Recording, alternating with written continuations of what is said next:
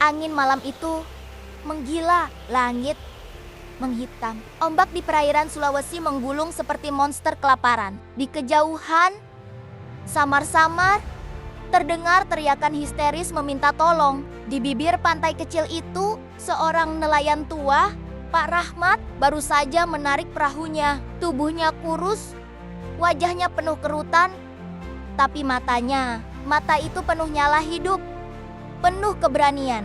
Ketika orang-orang di desa hanya berani menatap laut dengan ngeri, Pak Rahmat malah bergegas mendorong kembali perahunya ke ombak. Tidak ada ragu, tidak ada pikir panjang. Kalau bukan kita, siapa lagi? Gumamnya lirih.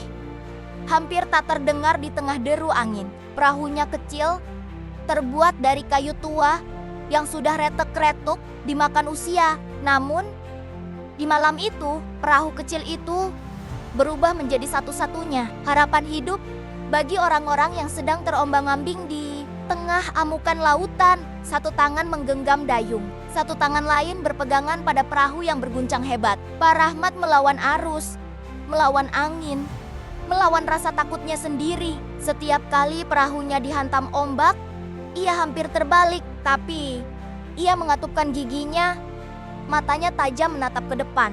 Sampai akhirnya dia melihat mereka, belasan orang, bergelut dengan ombak, berpegangan pada serpihan kapal yang sudah hampir tenggelam. Wajah mereka pucat, tangan-tangan mereka terangkat, memohon, memanggil hidup. Tanpa pikir panjang, Pak Rahmat mendekat. Satu persatu, ia tarik tubuh-tubuh basah itu ke dalam perahunya. Ada yang pingsan, ada yang menangis histeris, ada pula seorang anak kecil menggigil sambil memanggil mama. Di antara deru badai, perahunya penuh sesak, beban bertambah berat. Tiap ombak seolah ingin menelan mereka semua sekaligus. Tapi Pak Rahmat tidak menyerah. Dengan tangan gemetar dan napas terengah-engah, ia mengayuh sekuat yang ia bisa, seolah seluruh kekuatan alam ia tantang sendirian malam itu. Akhirnya, setelah berjam-jam berjuang melawan gelap dan gulungan ombak,